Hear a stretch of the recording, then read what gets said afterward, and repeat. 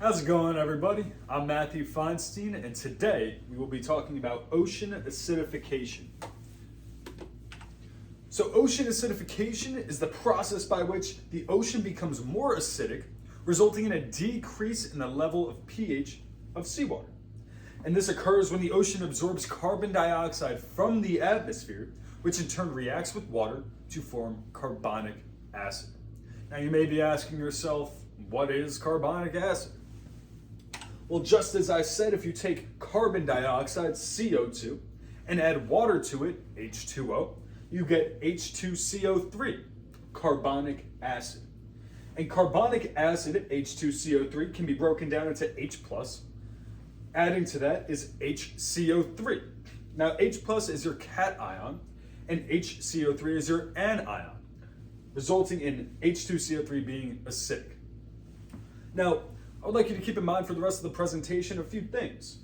Uncontaminated rain is naturally acidic. It sits at the pH scale at 5.6, and as a reference point, drinking water, distilled water if you will, has a pH level of 7. Now, rainwater actually contains many atmospheric gases, one of which is carbon dioxide.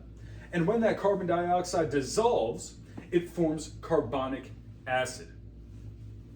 Now, moving forward, I'm going to talk about acid deposition or acid rain a little bit. And if you look to the right here, you can see it has a pH of 4.3.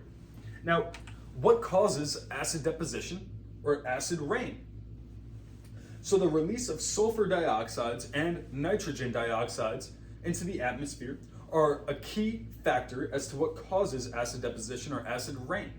And the chemical symbol for sulfur dioxide is SO2, and the chemical symbol for nitrogen dioxide is NO2.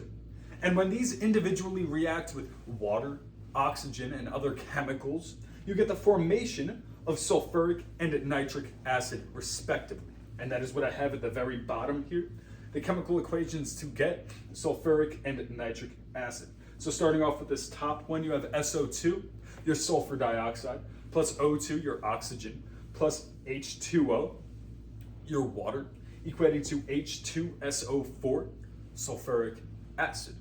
Now right below that, you have NO2, nitrogen dioxide, plus O2, oxygen, plus H2O, water, equals H2NO4, your nitric dioxide. Now, one thing to keep in mind for both sulfuric and nitric acid is they can travel for hundreds of miles. Now, acid deposition or acid rain can be formed through natural causes such as volcanic eruptions, but it is more commonly caused by human activities such as combustion, burning of fossil fuels, manufacturing, primarily oil refineries, electricity generation, and vehicles. Now, all of these listed here, they all release sulfur dioxide and nitrogen dioxide up into the atmosphere. Now, moving forward, I would like you to keep in mind these two definitions. So there is dry deposition and wet deposition. Dry deposition is when gases and dust particles become acidic, whereas wet deposition is rain, sleet, snow, or fog that has become more acidic than normal. And up next, I have a visual of that. So starting at the very bottom right here, you have your vehicle, as I said previously, releasing nitrogen dioxide up into the atmosphere through the burning of fuel. Now moving up the left of the picture, you have your factory releasing both sulfur dioxide and nitrogen dioxide up into the atmosphere, which it then reacts with oxygen and water to form sulfuric and nitric acid, respectively. Now from there, you have your dry deposition, your particulates, gases, right? And then your wet deposition, rain, snow, sleet, or fog.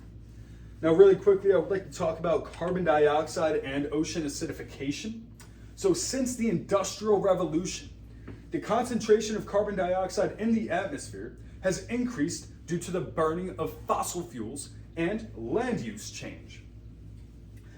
Also, the ocean absorbs approximately 25% of the carbon dioxide in the atmosphere, And the ocean's absorption of carbon dioxide decreases over time, and that is important when discussing climate change. On top of that, as the levels of atmospheric carbon dioxide increase over time, so do the carbon dioxide's levels in the ocean. And that brings me to, how does acid deposition or acid rain correlate to ocean acidification? Well, you see, when sulfuric and nitric acid are emitted as air pollutants, they cause acid rain in the regions downwind of the source.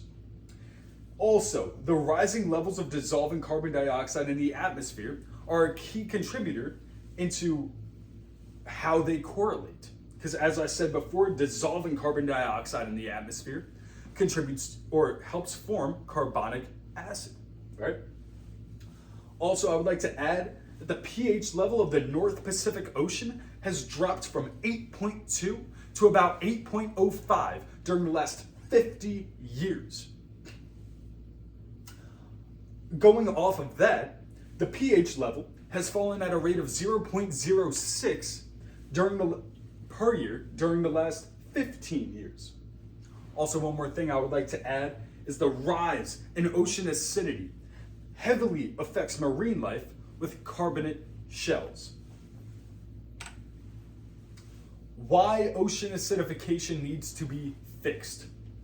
Well, you see, when the seawater becomes more acidic, it causes carbonate ions to be relatively scarce.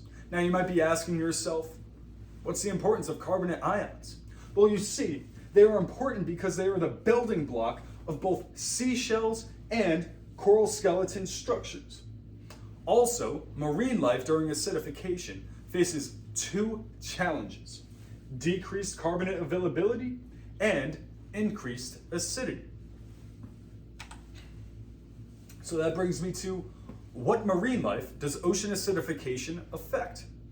Well, a decrease in carbonate ions results in difficulty to build and maintain shells and other calcium carbonate structures for calcifying organisms such as oysters, clams, sea urchins, scallops, starfish, shallow water coral, and deep sea coral. Now to the right, you will see an example of the effects of ocean acidification on a shelled organism. So you can see the transparency in the snail shell showing the effects of ocean acidification. Now, an increase in ocean acidity also affects the behavior of non-calcifying organisms, because a decrease in a certain fish's ability to detect predators in more acidic waters is what's caused. And with that, when these organisms are at risk, the entire food chain is at risk as well. And that brings me to the effects on marine life reproduction. So animals that reproduce calcium carbonate structures have to spend extra energy either repairing their damaged shells or thickening them to survive. And by using this energy, it impacts the animals' abilities to grow and reproduce. Now, the animals that are able to survive and reproduce in acidic waters are likely to become smaller and potentially affect the food chain in doing so. So that brings me to ocean acidification's effects on the economy. Now, a reduce in the Dungeness crab populations, the highest revenue fishery in Oregon and Washington, is a strong one because crabs are a food source in the US, and a decrease in the crab populations messes with the food chain. Also is a decrease of food for us humans in the US. And by it affecting the food chain, it affects other food sources as well. On top of that, multi-million-dollar losses to local economies in the Northwest. Also, many West Coast fisheries have been forced to shut down due to ocean acidification. And warming ocean temperatures leads to rapid increase of toxic algae blooms. Now, why are toxic algae blooms important? You see, toxic algae blooms are a dangerous neurotoxin, and it builds up in shellfish, posing a risk to human health. Now, continuing off of the last slide, in 2018, the first case was brought by an industry association against fossil fuel companies was filed. It was the Pacific Coast Federation of Fishermen's Association, the PCFFA, against 30 fossil fuel companies. The PCFFA alleges companies promoted and profited from increased oil, coal, and natural gas consumption despite being aware of the negative effects. Now, this brings me to how can ocean acidification be fixed? Although it cannot be fixed in the snap of a finger, it is important to recognize that we must do everything we can to fix it. So the most effective way to limit ocean acidification is to act on climate change. We must implement solutions to reduce the use of fossil fuels. As I said earlier in the presentation, the ocean's ability to store carbon dioxide decreases over time. And with that, the carbon dioxide stays in the atmosphere and affects climate change. Now, the IPCC report highlights that with significant emission reductions, 30% of coral reefs would be spared from extinction. Along with that, we must hold fossil fuel producers accountable for damage they knew their products were causing, and they chose to misinform investors and the public about those risks instead of acting to mitigate them. And this brings me to my works cited page. Now, Professor, the way I ordered this is the way that the information was presented. So on slide 2, starting out with, I have this source moving along. Slide 5, slide 6, slide 8, slide 9, slide 10. Now for slides 11 and 12, they use the same source. That's why I have them right here. And the same goes for slides 14, 15, and 16. I appreciate your time, Professor.